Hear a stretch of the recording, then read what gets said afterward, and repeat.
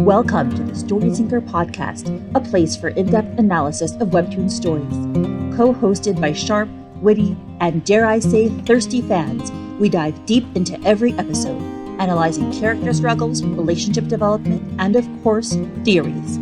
You can follow the Story Tinker on YouTube, podcast platforms, and social media. For bonus content, sneak peeks, and more, you can support the Story Tinker on Patreon. We are really appreciative of your likes, subscribes, and follows on all platforms. Thank you for listening to the Story Tinker, and let's get started.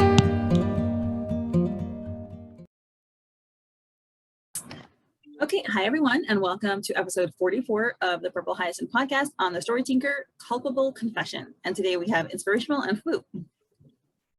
What's up? I'm back again. Hello, always back. Right.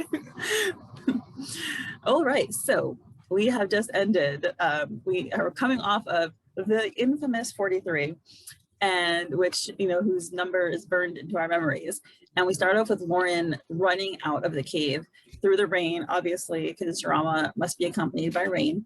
She is just running through the forest and, running into branches, same way she did on the way in. She's doing the same thing on the way out. And she's flashing back to some of the things he said, such as, I could strangle you with my bare hands, and where he is indeed strangling her. And again, running, she has this image where she recollects how he saved her. So it's like contradictory images, he hurts her, he saves her, and she is continuing to run through the forest, just in a lot of distress, completely disregarding her physical, appearance, safety, whatever, just running and very agitated. And she remembers, again, what he said, what a monumentally stupid mistake, darling, where he thought I was human, and, that monstrous expression on his face. Oh boy, she is so upset. And, she remembers, you aren't mad because I killed those people. You're mad because I killed Anslow, the selfish hypocrite. And she at this point has stopped and leaned against a tree, and she is just shivering, trembling all over. Can't really tell if she's crying because it's raining. And I don't think Lauren is the kind of person to necessarily cry. That doesn't seem to be her reaction. But she is clearly extremely, extremely distraught. And then she remembers this kind of final line, which was a lie. And I've always been like this. So she's basically taking a bunch of memories that contradict themselves.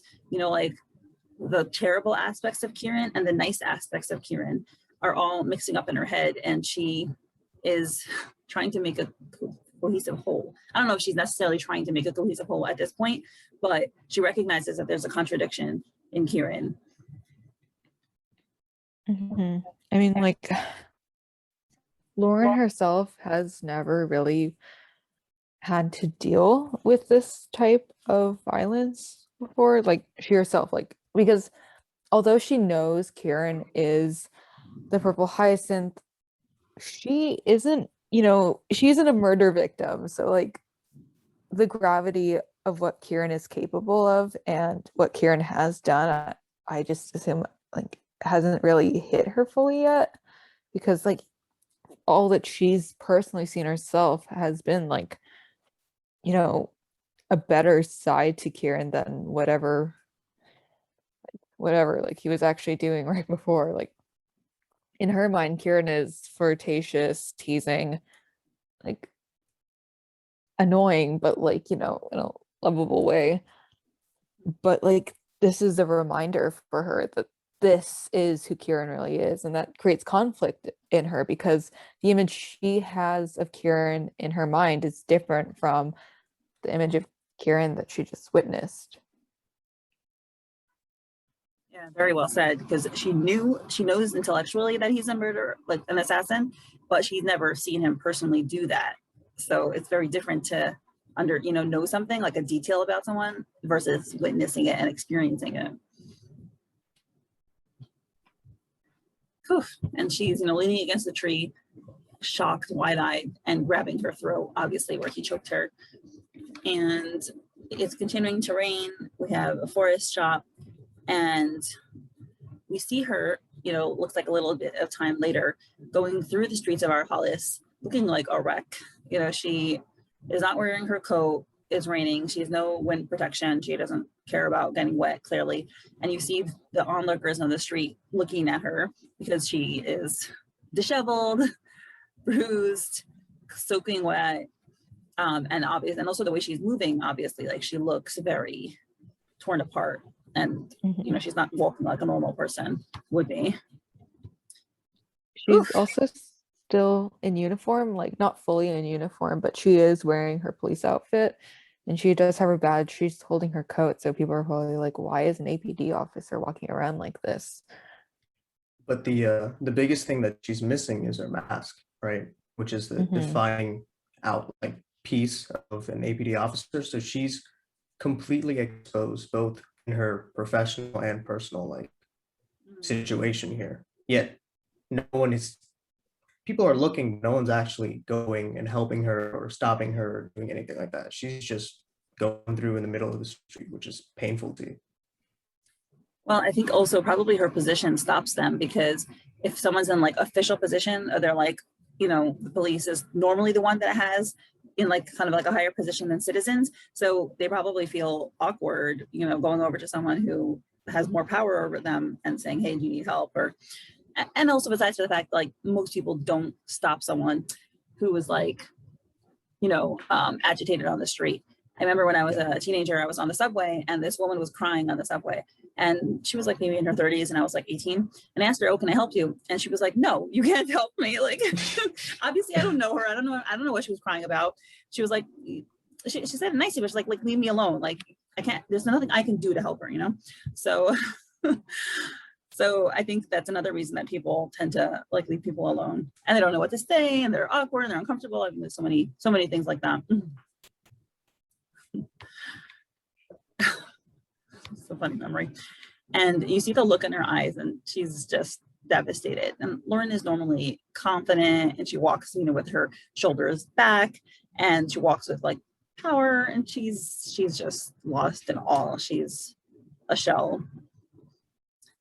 And she's clumping along, and she passes by a door, and you see her about to knock at the door. And then she kind of hesitates, and we see her look through the window, and it turns out it's Kim's house. And Kim is sitting on the couch reading a book. And it's a very, you know, peaceful home, looks like a great scene. It's simple. It's not grand like her house. It's not, you know, large, but it looks nice, very cozy, very comforting. And exactly like it's kind of the opposite of what she just came from, right? Where you'd be seeking comfort and stability and safety and someone who understands you. But she remembers what she told Kieran, where she says, as for you, I don't want you in my life outside of this. I don't want the people I care about involved either. What we do together stays between us. Understood? And you see her pausing and moving away because she can't tell her.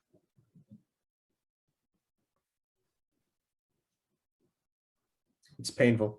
It's really hard to see. We even saw how like of a normal home that Kim seems to have earlier in episode 40, right before Kim went to work. So we already got exposure to what Kim's life is at home, and Lauren, no matter how much she wants to, she doesn't want to disrupt that and ruin that for someone else, because she doesn't have that same thing. And yeah, Kim looks really peaceful here, and you know, she probably doesn't ruin Kim's mood, right? By telling her, hey Kim, I just got strangled and also I'm lewd.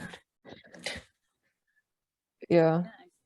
This was the, you know, these are the consequences of the choice that she made, where she'll have to be in complete isolation. Yeah. It's lonely at the top. Or on the outside. Totally far away. Yep.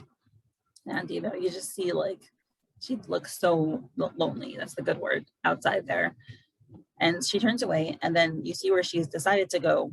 She is now decked out in a different outfit. She's wearing, they look like bowling shoes to me, but I guess they're, I don't know if that's the correct title. She is now wrapping her hands and wearing like workout clothes.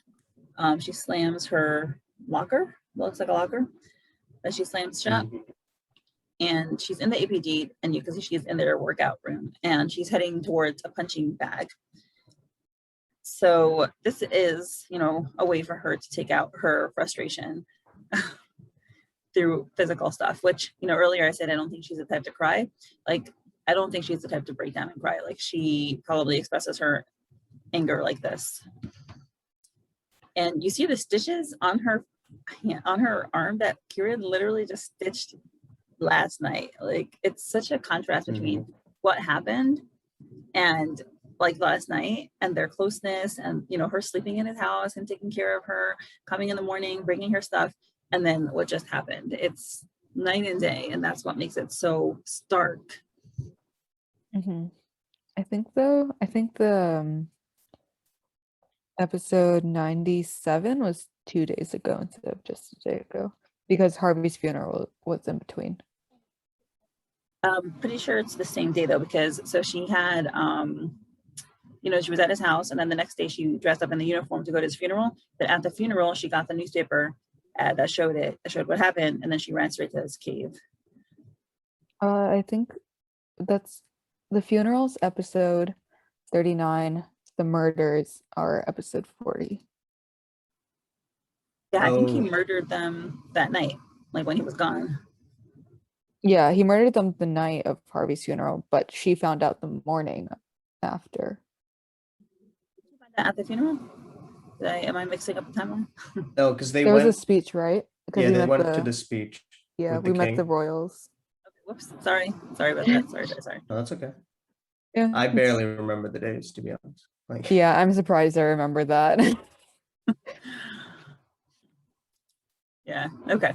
So she thinks to herself, dozens of people just died because of us. So yeah, she's not pinning the blame on Kieran. She's this is a typical Lauren thing, right? Taking the blame on herself, which she does it to a totally unnecessary extent with the train tragedy. But this one is much more understandable. They're the ones who got them in prison. And because they're in prison, he had to kill them. And because they were in the prison, he had to kill all those guards on the way there. So it's much more directly related to something she did. Yeah, her anger is probably also targeted not just at Kieran, but at herself, because as Mindy said, she does feel at fault for this. And we do know that Lauren does deal with survivor's guilt, especially after Allendale, and she feels like she could have stopped it. Like we do find out in I think episode 49, right? She's like, I could have stopped it because she knew that it was coming. And I think she feels like she should have known that this was coming too. And she should have suspected that the PS would try to go after, loon convicts, because that is the logical solution on the PS's part, because they can't have these loon convicts, like just giving up information. So. And I think go ahead. You go ahead. The key words that Lauren is blaming herself on is what Kieran said last episode, was a selfish hypocrite, and it's repeated at least 2-3 times throughout this episode itself, and that's where all the blame that she wants to not put on herself, she has to, because she is truly that. She is a selfish hypocrite, and we can see it based on how she's thinking and how her actions are so far in this chapter, right? She knows that she can't involve her friends, but she instinctively goes to Kim. Even though she doesn't knock on the door, the thought process is there. That's what her default is. And she recognizes that here. And that's hurtful for her, because she's the one that set up these boundaries and these rules. And she's almost as willing to break them. Mm-hmm. She has isolated herself at a point where she really needs someone to talk to. Mm-hmm. But, the only person she can talk to about it is the one who's just up there. Exactly. So she can't talk to anyone about it. And that's the thing about being loon, is your secret is just stuck between you and another person who you really barely know at this point. Like at this point, you've worked with him for maybe 2 months at most. Yeah. The timeline gets weird around here, but this is supposed to be late December. So you've if the story started in mid-November at like, the 14th, then you've only been here for like a month and maybe a half. So she thinks back to him laughing, "Am I famous yet?" Which obviously is, and she thinks herself, and he just, right, because she thinks, at least what he tries to portray himself as, is heartless, right, that he doesn't care. And she smacks the punching bag because, she's disgusted by his flippancy, or by his apparent flippancy. And she screams at this point, which is, at least if she can't talk, at least she can scream. And she said, "This is sickening. We had a deal. Why didn't he tell me anything?" But then she thinks back to what he said. "You're smart. You wouldn't have agreed to a deal without being fully aware of the possible consequences." And she thinks to herself, he's right. I knew this every time. The entire time I made a deal with the devil. And yet, why does it still hit so hard? It's true, and she just thinks, it's not like I didn't know something like this was inevitable, which is 100% true. These are like the parameters that she accepted when she decided to make a deal with him. Like, that's just the natural result. But she was so eager and so motivated to take down the PS and avenge her friend. And she said okay to those consequences. But now that it's actually happening, she's upset. It's because of the assumptions that she's had, thinking that the tower, even the royals, even Kieran himself, believe that the tower is pretty invincible, right? No one has gone this far up to raid the tower just for a couple of prisoners. Yet Kieran made it happen, and he was forced to make it happen. But Lauren, she's bound by society, right? That's the rules that she knows, and she didn't even believe that this was a possible consequence until it actually happened. And yeah, I think that's one of Lauren's flaws, is she takes things for granted, and like she'll make assumptions. I think she'll sometimes even forget the stakes, like specifically around Kieran, because I genuinely think Lauren forgot that, like, I think she forgot the gravity of Kieran being the PH, because the purple hyacinth is just never who Kieran was around her. And it is sometimes harder to relate with issues when you aren't personally affected by those issues, because if you yourself are not personally affected, then you really don't understand what the issue is truly like. You can try to educate yourself on it and try to understand it to the best of your ability, but it's harder to try and fully grasp an issue until you've experienced it for yourself. It's like she said in the prologue, she is the blindest of them all. She was, I think, willfully blinding herself because she was so obsessed with getting, revenge or closure. And she keeps punching. And now she says, "But if he had told me, if I knew that I was sending them to the slaughterhouse, how could I have continued? They were criminals, but this is not what I wanted." And the guards, right, because the guards didn't do any of this stuff. And so that's obviously like a much bigger moral disturbance. And she screams again because she can't handle it. This is horrible. And now she has like a kind of like a rational thought. She says, despite everything, I would have tried to understand, because she does in the back of her mind understand that the only way he can keep alive and keep continuing his mission is if he follows what the leader tells him to do. Like, I think she's not that dumb. But her emotions are, she's so angry, but that mocking disdain, he didn't even care, did he? This meant nothing to him.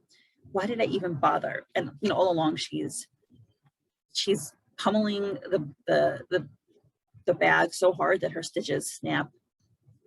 And she says, did I really believe he might have been? And then she just starts laughing, which is so reminiscent of Kieran's laugh, because Kieran also has that very cynical laugh. It's very reminiscent of the cynical laugh he literally just had now, which is a laugh not out of amusement or like happiness. It's a painful, bitter, desperate laugh. And she says, really, Lauren, how foolish of you, which is really also imitating exactly what he said.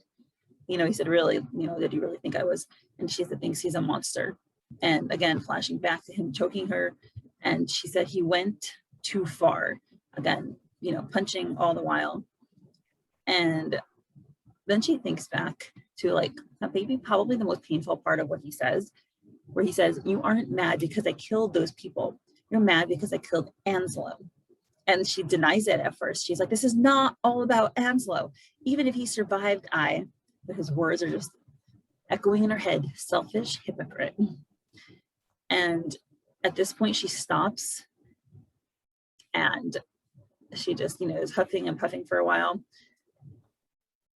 And then she closes her eyes and she does something which is not easy to do, especially so soon after what he said. She recognizes the truth of what he said and thinks maybe he's not completely wrong. Selfish hypocrite, huh? And she rests her hands against the punching bag and thinks, I want to believe that this anger is impersonal, but despite it all, deep down, what really hurts the most, and she's leaning her head down, is that I couldn't find the answers for you. And she thinks back to her friend, a little boy, again. So this is just bringing us right back to what motivated Lauren to begin with. She wants closure. She wants closure, revenge. I happen to think it's more closure than revenge, but and this is just why she did it all. I mean, Kieran was right though. Lauren has never been this mad over any of Kieran's murders before. It's only because, Anslow meant something to her. And yeah, he was right. She only cared that they died because it meant that she was now again at a bit of a dead end with her investigation, like her own personal motives, even though she was supposed to do this for the city, right? But she's not mad that the Loon convicts couldn't give the city information or Loon as a team information on how to find Seven so they could, and to then get the leader so they could help the city. She's mad because she couldn't help herself find information on her friend. Also, I'm pretty sure that panel of the kid is from Canvas. That does not look like it looks like Canvas. I never read Canvas, so I didn't even notice. But yeah, it doesn't really look like either. It doesn't really look like the Dylan that we've seen. Yeah, the hat, that's what's off, I think. That's why it looks like Canvas. It has a brim to it, and his hat doesn't. But I mean, it's sad, but it's also, I admire the fact that she's actually able to admit to herself, what she's really thinking and feeling, because it's so easy to lie to yourself to make yourself feel better and to make yourself feel like you're the moral one in this situation. He's bad, I'm good. But she is coming to terms with her truth, and that's not easy. So we have to give her credit. And it's crazy how this was set up with Anslow in episode 28, I think, is when she finds whatever Anslow had in his little book. And that's the shift that Lauren recognizes now, that she's diverted from her objective to go back to what she's really seeking for. And it started from there with her breakdown in front of Anslow and in front of Kieran. And Kieran knows, right? Kieran knows since the beginning, since their deal, that Lauren isn't the type of person to be doing it for a just cause, like saving the city, because that's why he wanted to team up with her. He knows that she has some personal stake in this. He's definitely using that as leverage, not to the extent that, Lauren thinks he's using it, but it's tough. Yeah. I mean, motivation, we're most motivated by the things that affect us most. And it's very hard to work your butt off and put your life at risk for other people. But if it's for your own selfish reasons, it's much more compelling. And then you see her just this solitary image out silhouetted against the white background of her just leaning against the punching bag.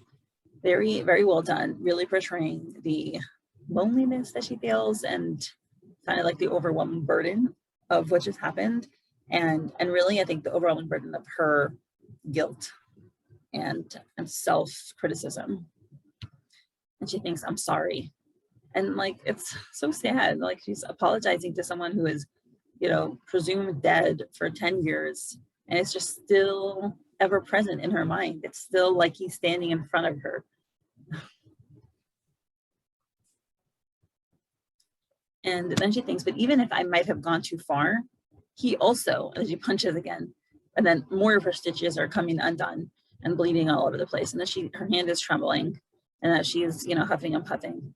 And she realizes that she's been, leaving blood all over the punching bag from punching it. And then she stops, she's sweating all over as well. And she puts her hand down and just sighs and falls back. She just gives up, falls back on, is just flat on the ground, which looks like it's cement to me. So, ouch. But I mean, very expressive, just very much showing how she's done. She gave up, and there's like a little drop of blood also from her hand. She's just spread out, spread eagled and looking up, and she thinks, I wonder, is it really for you, or is it for myself? Because no matter what I do, this guilt never leaves me. And at this point, you do see her cry. It's so sad. Mm-hmm. Yeah, I think when she's like hitting the punching bag and she's thinking about Kieran and her friend, and she has the stitches and they're breaking, it's kind of showing how her relationship with Kieran is also sort of broken at this point, because like when he was mending her wound, it was like, mending their relationship or just progressing their relationship, but now it's just going backwards. It's progressing backwards, 1 step forward, 3 steps back. And her laying down on the cement is just, with the light sectioning her off, it's cutting her up into pieces, right? While the stitches are supposed to put you back together, she's getting cut up and exposing more and more of her ugliness, that she is really just doing it. She's been lying to herself, saying that it's for someone else. But even so, like, there's 2 layers to the lie, right? She's been lying, saying it's for the city. She's been lying, saying it's for someone else. And here, finally, on the ground, when everything else is stripped away, she finally tells the truth, that it's truly just for her. Mm-hmm. This episode is a big reconciliation for Lauren. She reevaluates like everything. She reevaluates Kieran. She reevaluates herself, her motives, and yeah, this episode doesn't get enough credit for how much like depth It's it goes definitely into my Lauren for. it's my favorite one for season 1. Aww. Yeah, I don't see people talk about this enough. Yeah, these like self-introspective moments are worthless. Worthless. I meant like worth their weight in gold. Sorry. Mm-hmm. But yeah, I mean, these are like difficult things to to tell yourself and admit to yourself, and it also just shows how Lauren has, just like you said, survivor's guilt. She's never been able to cast it off. She probably should have seen a therapist, which I don't know if they have therapists in Ardhalis, but she clearly suffers from not being able to move on after they died. It's not most people, there's time heals all wounds, right? They eventually, there's pain, there's grief, there's suffering, and then eventually, slowly but surely, people recover and move on. And when they think of the past, it's not with such strong emotion. It's with, equanimity. It happened. But she just has never gotten to that stage. Mm-hmm. And it's kind of ironic, right? The time heals all wounds. Like, over time, she was supposed to, move, like heal from it and then move on. But it's obvious that she hasn't. And this could also be shown with, like, this could also be seen as like a metaphor with the with the stitches breaking. Like maybe it's not Kieran's relationship, it's maybe just the wounds being opened again. Oh, that's good. That's very good. And Yeah. now that you're talking about like the stages of grief, there are 5 stitches and 5 stages of grief, so it could be indicating to that as well. When the last Great. one strips, because it's acceptance, and that's when she is accepting of her situation, her loss, and her pain. Phew. I'd love to see this animated. Absolutely. Like, we haven't really talked about it because the dialogue is so beautifully done, because it contrasts the dialogue of 43 and everything that we've been setting up, but just the transition of sequences with the lighting, the silhouettes, Lauren's frustration, and the stitches. I'd love to see just like 10 minutes of this just fully animated with one of Sophism's OSTs. It would be very painful, but amazing to see one day. So now we switch to Lauren's house, and it's nighttime. We see the exterior, and then we see somebody's slippered foot stepping out. It's Uncle Tristan, and he is pulling open the curtain in front of her murder board. And, you know, we see Ronald Reagan inexplicably, but okay, the newspapers, and, you know, the boy and the latest picture. And he picks up the picture, and, you know, you just see him examining it, and you see a close-up of the man with the scar in his face, and, you know, the driver in the car. And that ends. And now we transition to seeing the docks, and you see a ship, or maybe not. Yeah, it's a ship. Yep. And docks and water. And you see someone stepping off of the ship and tucking something into his jacket, and it has the same seal that we've been seeing on the Trevor's papers, etc. And now you see 2 people approaching, and one of them is Belladonna, and the other one is someone that we don't know yet, or don't know. And now we see the man, and that's the same man with the, you know, the coloring on his face, and that's where it ends. I believe Bella is with Flemings, and also Tristan at Lauren's murder board. Always a great sign. Yeah, so we go back and forth about this. So I actually, by the way, I'm going to change the policy going forward. I asked on Instagram about how many people have already caught up with everything when they listen to the podcast, meaning like, should we spoil it? And literally 99% of people have already caught up. So, so yeah, we can discuss spoilers. Let's just say spoilers first. So yeah, we know that's Tim's sake. And What a mistake that he makes here. Yeah. Yeah. Coming back. My man was overseas being we don't even know what he did overseas, but he didn't last long in coordinating the nitro exports.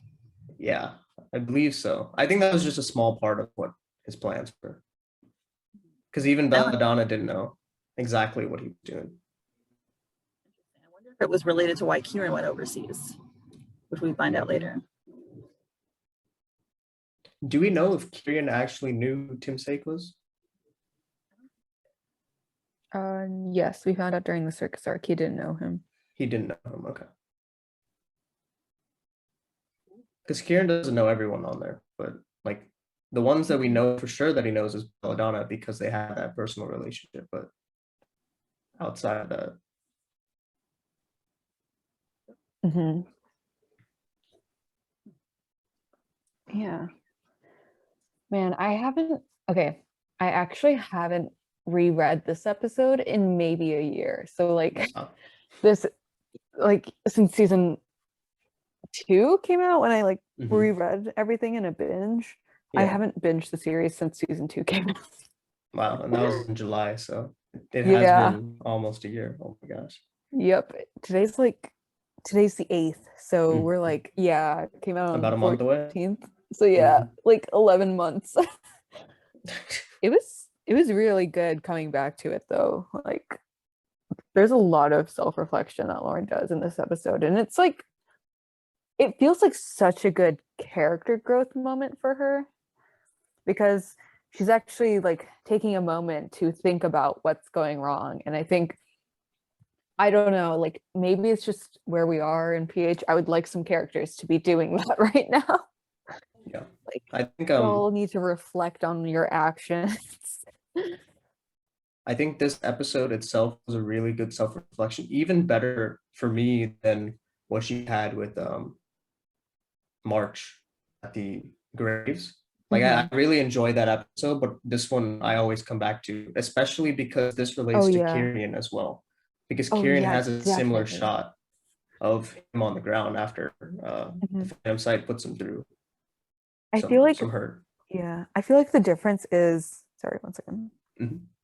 I feel like the difference is that Lauren is coming to these conclusions herself, whereas in 85, it's more March telling Yeah. her these. And well, like, yeah, it's not like, I feel like March telling them to her, like, it's not horrible. I just think that it doesn't feel earned, right?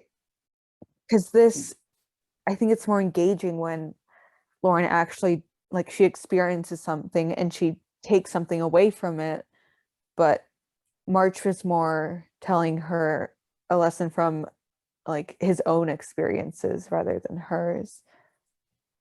I think I Lauren think relates to it, but she needs to like fully, I think she needs to come to the conclusion herself. Yeah, Especially I since think this is such an important moral. Sorry, I'm so sorry. no. Go ahead. My bad. Okay, I I'm thought done. you were, yeah. I think the really good part about 44 is because Lauren takes such a long time to think about it, while the good part about 85 is that she makes, like, even though March is the one telling her all these things, she truly does internalize it and comes up with her own resolution to stop using Dylan as that scapegoat almost. Then she accepts it. She says, look, even if you're out there, even if you're not, I'll still be fighting for you, for your potential, for your future. That payoff actually is a lot higher for me. But the amount of time that we have with Lauren alone by herself is what really makes 44 such a pivotal one, especially because we're coming off such a huge high of 43. The track to this episode is actually called Redemption, you see in the comments, which tells you a lot about what they think that she's experiencing. It's a beginning, I think, of redemption when you understand yourself and are truthful with yourself. Yep. So any other final thoughts on the episode? It's awesome. People should reread it if they have the heart to reread it, because it is very emotional. So it's not for like going through the 40s, especially like 43 to the end of season 1 is all such a rush of emotions. So if you have the time and you have the emotions for it, definitely worth doing a reread on it. Yeah, I think if I did a reread, like, just because we're almost done with season 2 right now, I think if I did a reread, I would actually enjoy season 1 more than season 2, and it might just be nostalgia, but I really liked the pacing of the season and the way, like, how it like climaxes and then how it sets up season 2. It just works really well because we get closure, which is good, right? We get closure after the infamous episode with both Lauren and Kieran in the next episode. And, just, it feels like a lot happened, but it felt right.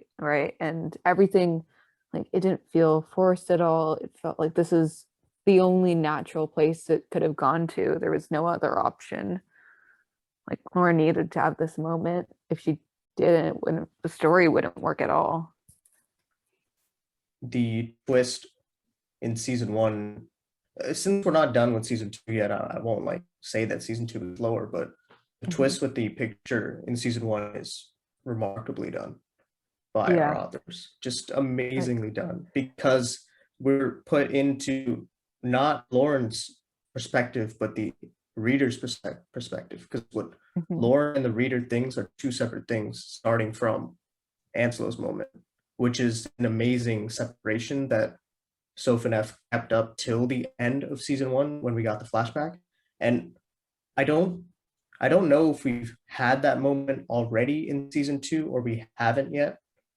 You could argue that Snapdragon might be that, but it doesn't have the same hit as reading season 1 was. So yeah, just depends on how much more we have of season 2 and if they're even going. I'm sure that they have some kind of like twist planned for oh the end yeah, of season definitely. 2. So we'll see. Like I still enjoy season 2. I still think it's like excellently done, but I don't know, season 1 just hits a little bit different, and it hits so well. I think this, I don't know, it's weird saying this, but I feel like in season 1, Lauren was always one step ahead of the readers because she always knew something just slightly more than we did. But now I feel like the readers are the ones who are a step ahead of Lauren and the other characters as well. Yeah. So I guess maybe that removes a bit of the intrigue because, like, I personally haven't been really feeling the mystery vibes lately. Like, PH just feels more like a drama in season 2. Like, started out pretty good. Like, started out as like good mystery, but now I feel like it's transitioning more to a drama as more of the mysteries do, of course, wrap up. I'm surprised they're wrapping up already, like a lot of them. I feel like, yeah, I still feel like there's a lot of mystery, a lot of questions that are not answered. Like early season 2, like it answered questions but gave us questions at the same time, and now I feel like we're just getting answers. I mean, we still don't know anything about Athena. That's True. always there. That's always there. She's totally a messenger, though. Like, totally a messenger. We haven't found a tattoo on her yet, so we don't know where it is. I'm literally betting all my money that she is a messenger 7, like all of it. I'm gonna be flat out broke because I'm gonna lose that money, but like the 2 pennies that I have, I'm throwing them in there. Wow. And my most repeated line here is "we'll find out." So I think with that, we will end the episode.